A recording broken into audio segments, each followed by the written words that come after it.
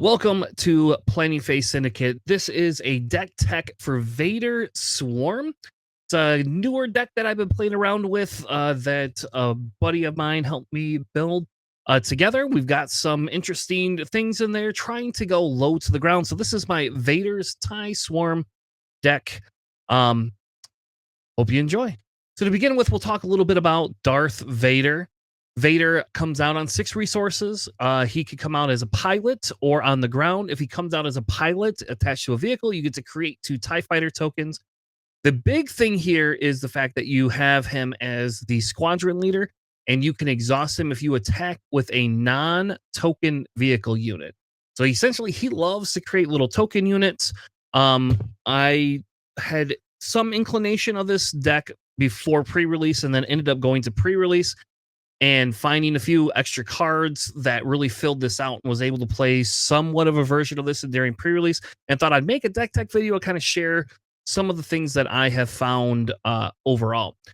So Vader's ability triggers, he creates a TIE fighter. You'd think, oh, whatever, it's just a 1/1 token, but there's some other cards that really enhance this deck.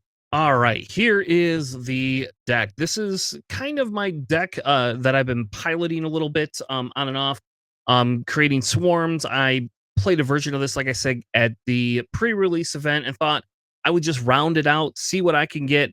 It is very low to the ground. At some point, we may have to add some top end in here, but we'll get to that. The deck itself is 3 first order ties, 3 tie LNs, 3 cartel spacers, 3 Kijimi patrollers, 3 of the Victor 2s, 3 of the Zygerian Star Hoppers, 3 No Good to Be Dead, 3 Surprise Strike, 3 contracted, or 2, I apologize, contracted Jump Masters, 2 Death Ray Skirmishers, 3 of the Sanctioner Shuttles, 3 7 Fleet Defenders, 3 of the Stolen AT Haulers, 3 Victor Leaders, 3 of the Victor 3s, 2 Clone Combat Squadrons, 2 Geonosians, fighters, and 3 of the Overwhelming Barrage. We'll go over my sideboard a little bit later. Obviously, it's more than the 10 cards allotted, but that's kind of what I've been testing. That sideboard is the sideboard that I've been testing, trying to get a determination on what I really want to run. For the most part, though, this deck is very, very low to the ground. It does not have a lot of card draw, but it does have the ability to be able to put enough units down to make your opponent squirm. All right, so let's talk a little bit about turn 1 plays. Again, the idea with the deck is you are, for the most part, the beatdown. You want to be the one that gets the most units down. It is going to vary a little bit on who you play and which turn 1 play you want to go for. The best turn 1 play is a Kijimi Patrollers. It puts out 2 units for the cost of 2, which normally would say, hey, is not really that great unless you're running like an exploit deck. And in this case, we're not running exploit currently. So for us, it's not really the best use of everything, but it is really good because it puts 2 units on the board, 1 that you can upgrade if they kill your Kijimi Patroller, and if they don't kill it, because it's a 1/1 and they don't care about it, it allows you to be able to swing into base turn 2 and get another tie. So that's kind of the idea. That's some of the better ones to be able to put down. The Zygerian Starhopper is really good if they have ping damage. So if they have the ability to ping both of your ships for your turn 1 play, and leave theirs on the board, you want to play a Starhopper instead, because if they do, for whatever reason, kill it, you still get the 2 indirect damage either on their unit, or you get 2 indirect damage to their base. A Cartel Spacer is a decent play too. That allows you to, have another ship that's a 2/3, a little bit more of a body. Again, something that can survive a little bit longer if they do play the whole Tarkin Town, barrage type thing. The other plays that you can make is you could put a Victor 2 on the ground. Not the best play, but you could put him on the ground. He is a 3/2. You could also put a first order tie or a tie LN. You could play both of those with your resources, or you could play a combination of the tie LN and a Victor 2, which creates another tie token. So that still gives you the 2 units that you need on the board, but also it kind of hampers your hand a little bit because you're now playing 2 cards for the price of 1.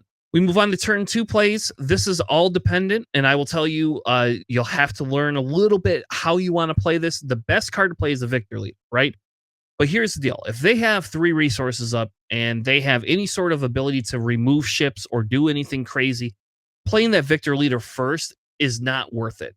A lot of times, what I'll do is if I have the initiative, I will swing in with my turn one so that I have the ability to get a tie. Yes, it does make it so that I'm losing one of the damages to the base, but I care a little bit less than that, less for that, as I care more about being able to put victor leader down and then being able to have that card survive. A lot of times, what'll happen is they will, if you're playing against another aggro deck and they see that card come out, they will kill it. They'll just kill it, say you can't have that card. So a lot of times, what I'll do is, depending on who I'm playing against, I will go ahead and hold that card till after they've used enough of their resources they can't hurt it.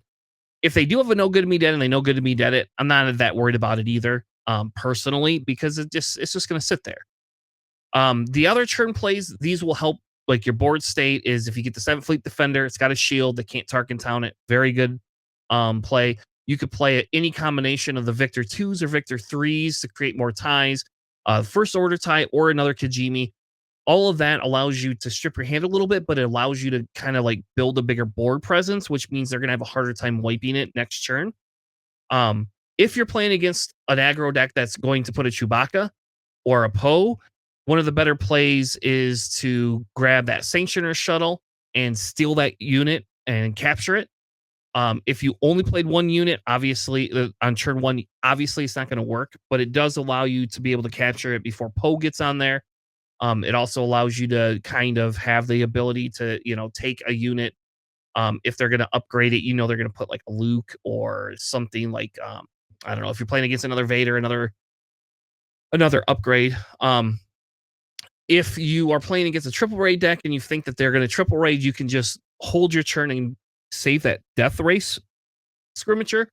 If you play 2 units turn 1 by any of the methods we talked about, that this allows you to then be able to still exhaust something. All you got to have is a space unit and you can exhaust anything on the board. It is very, very, very good at stopping somebody that's bringing a unit ready into there, or if, for example, they swung with unit and then they played the K-Churn card, then this can just tap that down again. You only got 2 of them in the deck, so you have to use them sparingly, but they are sort of soft control that allow them to not wipe your board, but gives you the ability to have a card that you can kind of tap something.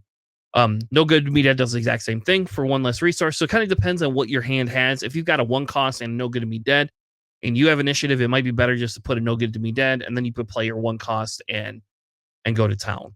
Moving on to turn 3, this is kind of where some of the units you could play turn 2 if you wanted.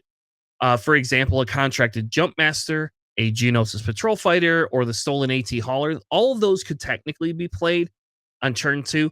I am very careful with that stolen AT hauler on turn 2, because what'll happen a lot of times is they will kill it, because then they get that unit. And if you don't have the card we just talked about, the Sanctioner shuttle, you won't have a way of getting that back. It's there. We don't run Waylay right now. That means we have to trade a ship into it. So essentially, it's kind of dependent on what they're doing. I wait usually until this turn to play it down, or even the turn after, because it's a great ship for Vader to jump onto.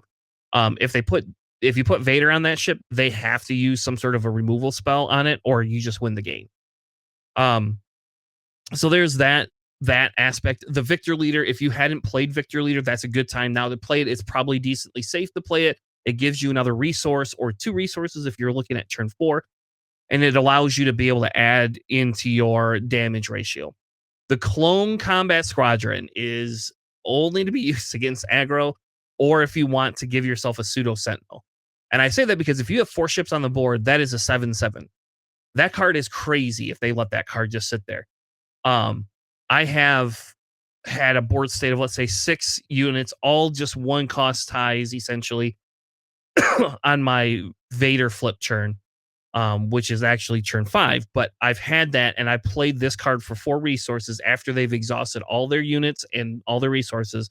I've gone ahead and played that card, flipped Vader onto it, and then I'm ready to go for that next turn. Now Vader is just is a monster and can hit for, like, I don't know, 14 points sometimes. You aren't going to get that off very often, but that clone combat squadron essentially acts like a sentinel because people do not want that on the board. And if worse comes to worse and they do kill off all of your one-off ties, you're probably not too scared. You can essentially still play it down for 4 resources. It gives you the ability to still upgrade it, and it gives you another bigger body to be able to play with. If they have board wipe removal, I don't usually play that because they can board wipe all the other stuff and then kill it. So it kind of just depends on what their board state is. Contracted Jumpmaster and Geonosis Patroller are great control cards. If you need to be a little bit more controlly, put that Jumpmaster down and then upgrade him with one of those one cost Victor 2 or Victory pilots. It's now a 3/5. It's a lot harder to kill.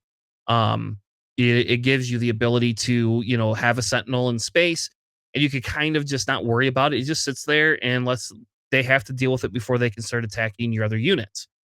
A Genocious Patroller that has exploit on it, you can exploit that out essentially for 1 resource. Or you can leave it and you can use it as like a dual type resource for yourself, right? Where you pay 3 resources and then you play this, kill off one of your 1 cost ties. Because like who cares? It's a 1 cost tie.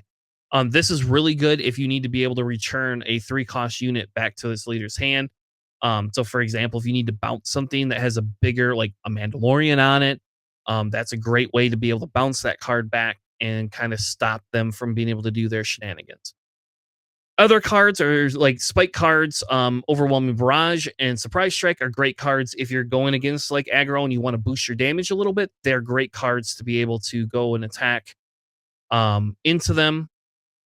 It allows you to be able to still get kind of an advantage where you have the ability to wipe something out. I will be cautioning you, the overwhelming barrage does not work if you have just 1 cost ties. It's not worth 5 or 8 sources, but a lot of times if you have something out there that's a little bit more buffed up, or for example, your contracted jump master, if they've exhausted some of the resources and they can't waylay it, it's only 4 damage, right? But still it makes it so that that body is got 6 health on it, and it's now out of takedown range, and it's still underneath Fell the Dragon range. So I don't recommend doing that very often, but it does give you the ability to do some of those things. Now we're going to talk a little bit about flip churn. So if they aren't taking care of all your 1 ties and you have a victor lead on the board, you're able to usually swing for 6 to 12 damage each round, which means by the time Vader comes out, you should pretty much have the board, their base secured. Unless they have a bunch of sentinels or heal, a lot of times this is a great churn. Vader can flip on both sides. If you don't need more ties, you could put Vader on the ground. If they've got sentinels in space to kind of stop you and you don't need Vader's power to kill things, you can put Vader on the ground. If they have a focus fire, you want to put Vader on the ground. Don't want to have that stupid guy sitting up in space. If upgrade hate removal will be a thing, which we'll talk about on our podcast next week. So you're welcome to tune in to our podcast next week. We will be talking about upgrade hate and whether it's worth it, whether people should be running it. Originally, I was pretty high on it. Now I'm a little bit more less down on it and saying, well, if I'm going to play an aggro deck, do I really care about upgrade hate as much, right? So Vader can go either way. Hopefully you've hit 60% of their base by this point, and you're essentially able to control them. So if you've got 6, 7 units out, they are going to have a really hard time outside of an overwhelming barrage board wipe. They're going to have a harder time getting rid of those cards. And so if your opponent's holding resources back and they're passing, don't put Vader on a ship. It just means they're going to kill him. Put him on the ground. He still swings for 5 and he gets an extra health, and you don't have to have a ready unit, and he comes out ready. I always base it based on if I can do enough damage that Vader puts me within 5 points of winning, and I have at least 2 ships out, I will put Vader on the ground before swing in, and then let that go to the next round where I only have to do 5 points of health, because they then have to be able to kill him or kill something that I have, and it's a lot harder for them to do on that churn. The best card to put him on is that AT stolen or AT the stolen AT hauler. I love putting him on that card. Then becomes a 9. Like he hits for 9, and if you've upgraded, it's even more. But most of the time, he just hits for 9. Victor Leader is also a great card. Obviously, that's his ship, so it's very iconic. I do that quite a bit, even if I lose Vader, just because it's iconic and I love that. Um, you also can play like other cards um to get more units on the board, to be able to swarm out. An overwhelming barrage with Vader is just nuts. Like if you have enough units to stall them out, you can stall them out, flip Vader, an overwhelming barrage, and wipe their board. And when Vader hits that ship and then you hit that overwhelming barrage, I mean, you put him on that AT Stolen Hauler, overwhelming barrage. I don't care if they tap them if I'm able to wipe their board with it. So it's just crazy the amount of damage that he can do on turn 5 with this. The bigger thing is you want to be able to pour as much damage as you can in so that you can win next turn. Your goal is really to win by this turn or by next turn. That's when you have to seal that game, or you're going to have a harder time closing out against bigger units that we do not run a lot of. And again, one of the big things is understanding when they can kill Vader versus when they can't kill Vader. If they can kill him, do not put him on a ship. Go ahead and leave him on the ground. It's fine. He's the same damage amount, and it allows you to be able to just swing in and have a good time doing it without worrying. The other thing I would recommend too is understanding like what your opponent's doing. If they have resources up and you have a bunch of ships to swing, just swing with your ships. Don't worry about putting Vader down. Don't worry about doing all these other things. I will just leave him sitting around on a ship or on the ground and just let him kind of sit there. I also, if I have like a normal vehicle in the space that I can swing in for, I will swing in with that action Vader to get a tie before I even bring him out. Um, I most of the time that's just overkill, but it is like a nice stall tactic. I typically will prioritize that unless am close to losing or unless I need to do a big board wipe. I prioritize that to have that extra tie out because it just gives them a harder ability to kill everything on there. By now, you should know we are racing. We are racing towards the finish line. By the time we hit turn 6 or 7, hopefully you've won. If you haven't won, you probably got a problem. You probably are going to lose. We don't run a lot of variety of cards. This deck is I think this deck is going to be very cheap and easy for people to run. I think the highest cost card is in our sideboard, unless that Stolen AT Hauler goes up in price. That might be a little hard. We aren't running Vader Unit. We're running a lot of commons and uncommons.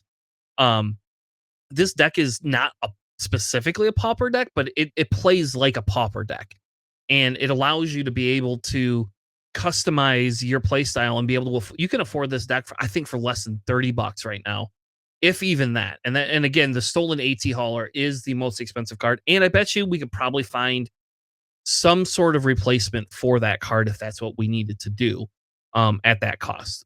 So I have that in there because it's a really great card to be able to hit with spike damage. Is if you can get 2 swings in and then they kill it, you don't care as much about that. Because by the time they're able to use it, you should have pretty much won. And that's one of the bigger advantages with this deck is it likes a board presence, it wants to swarm everything, and it just wants to kill. OB clears the board, clears the way for sentinels, and then don't be afraid to claim early to ensure that you get to swing. So even if you have 2 or 3 ties left and you know that they're going to be able to kill Vader next turn and you're 7 damage away and Vader's going to be doing 5 or 6 of that damage, just claim. If they can't kill Vader, then you at least get to swing in with them, and then you can worry about the extra damage later. And the same goes with that Victor Leader. Like, don't put that down if they're going to kill it. But, like if they aren't going to kill it or they're racing you, then it's probably safe to put it down and let them and go to board with it. I've learned against other decks that want to be the beatdown is like we do. These other decks, what they'll do is they might kill that, and you have to use a spell that costs the same as putting down that card. And they're not taking care of any of our other units. And when they're not doing that, we usually tend to win because of the fact that we still have a board presence that they're not going to be able to win with. We'll talk really quick about pros and cons of the deck. The pros of this deck is Vader's ability looks lame, but is amazing. It's very good in this deck for swarming. If you want to create swarm decks, this is one of the better decks to be able to do it with. His piloting ability, when he comes out, means he can jump onto a tie if he wants. Like he can do it. We have a very surprisingly large amount of board presence, and we don't have to commit all of our units to one thing. We have a variety of units that we are able to play and that do specialized things that make this deck really good. We have a few surprise elements. People obviously have not been playing the new set for very long, but that new clone combat squadron card is definitely one that like is great, and it helps deter them from killing the rest of our swarm. So yeah, 4 resources, but hey, if I get to keep my 6 ships or my 5 ships that are out there, go ahead and kill that thing and let me, keep my other ships. So it does very well into that. The cons, ramp decks are a lot harder to deal with.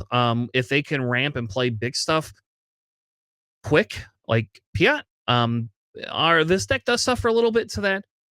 This deck also, any deck that can clear off multiple units at a time is going to win.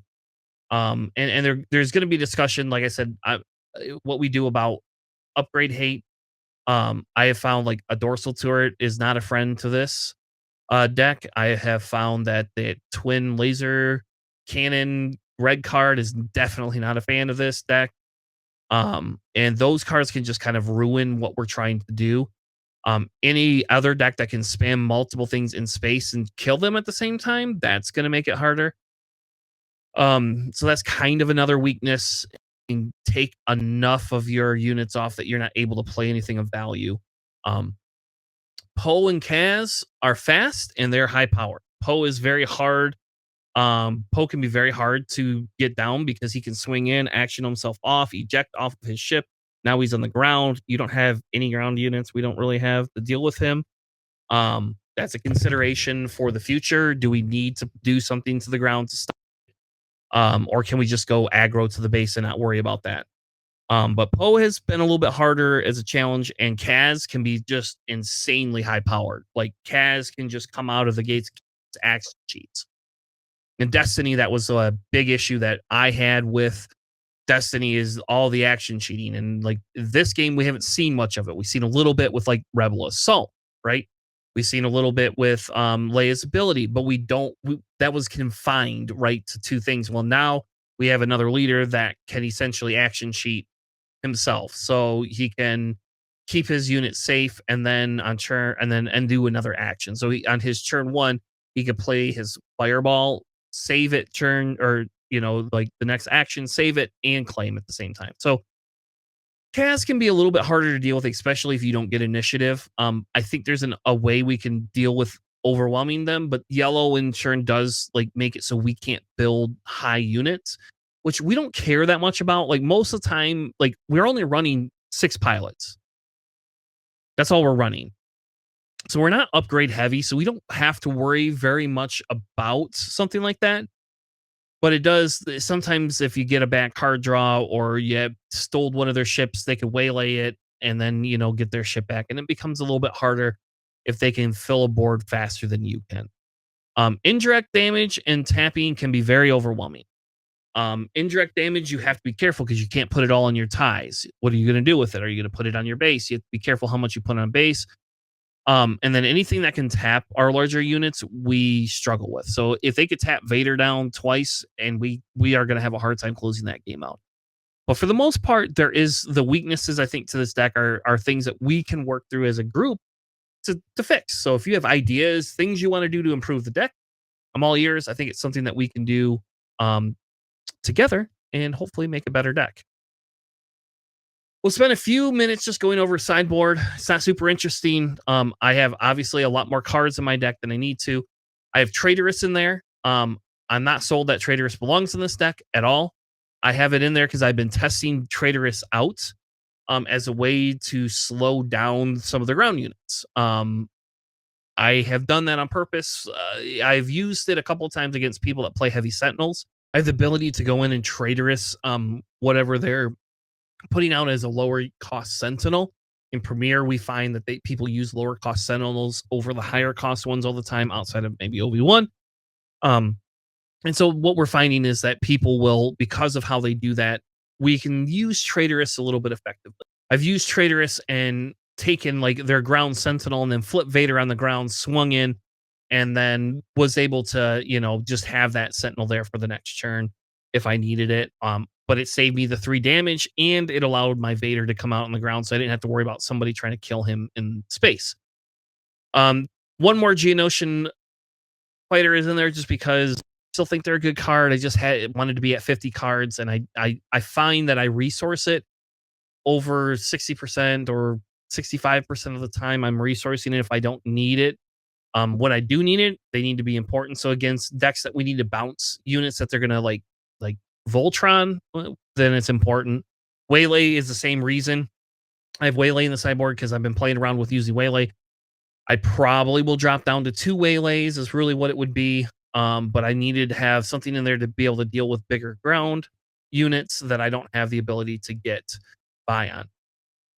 The flanking Fang Fighter and the lurking TIE Fighter are just extra space units. I'm not soloing that lurking TIE Fighter, especially because of all the blue crap running around. I am still sold that is a really good card, and once you upgrade it, with one of the victors, it's really hard to take care of. Or if you upgrade it with Vader, that's that can be a big harder thing for people to deal with when Vader hits it. The flanking fighter really is only okay. It's probably not worth being in there, but that is a 4/3 for 3 if you have another fighter on the board, which we typically do have other fighters on the board. So it is nice. It kind of helps be a sentinel um for you. The swoop down is in there as also a control piece. I'm not sold on this card at all. Like in this, I just don't know. I don't know if I want to run that. When I'm playing the beatdown, I don't use it ever. The only time I use it is if I need to control my opponent in some way, shape, or form. And I think Waylay just does a better job. But Swoop Down does give us the ability to only pay 1 resource to be able to control some of the stuff on the bottom, on the ground of the board. So it's in there as a consideration right now. And the last one is Scrambled Fighters, which you're all going to laugh at. But like, I bring that in as an in-game unit because you basically are readying ties, right? So it creates 8 TIE Fighter tokens, and then you ready them. And they can't attack bases, but they can essentially, you can play that. You get 8 ties that are ready. You could take out their Sentinel if needed. You could take anything else out. If you have Victor Leader out there, it could just clear their whole space board. And the best part is if you are, let's say, 4 or 5 damage away from winning, you could play that card, dump those 8 on there. If they don't have a way to take care of them, you could just claim. You could claim, and now you've got 8 ties ready for the next turn. It allows you to do the Geonosian Patrol Fighter. Like it enables that. It enables the flanking. It enables so many other things. And like I normally would tell you that that's not a good card. Like I normally am going to say that that card is definitely not something I would ever run. But I have tested it, and it has 100% worked for me in being able to kill a Space Sentinel on that turn, and then being able to have units left over for the next round. Killing 8 individual ties sounds like an easy thing, but it's not. Especially if they've already played cards that turn. To put the Sentinel on board, this just allows you to have so much more board presence. So this is kind of our deck. This is the way I've been running it right now. Um, Tell me if you think it's good, if you think if it's missing something. Should swoop downs come back into the main? Probably not, but maybe it does. Is there other ships that I'm missing? Oh, the one ship I found that was very underwhelming is like the 7th Fleet Defender is great because of the shield, but it's bad because of the 2 health. Maybe there's other ships out there that we could put in here. I did test those Guerrilla Soldier Fighters that let you do the indirect damage to something, and I found that I don't like them on turn 3, but I do like them if I'm playing for like late game. They're kind of like a mini Cassian because they're doing 3 damage, and then if they don't have any units out, you have the ability to do it to their base plus ready that unit, and it's a 5 damage unit for 2 or for 3. So that's another consideration. But I think the bigger thing is let me know what you think. Tell me if there's anything in here you would change, what you would do differently, and yeah, enjoy the deck. Thank you all. Have a good night, and we'll see you on the flippity flop.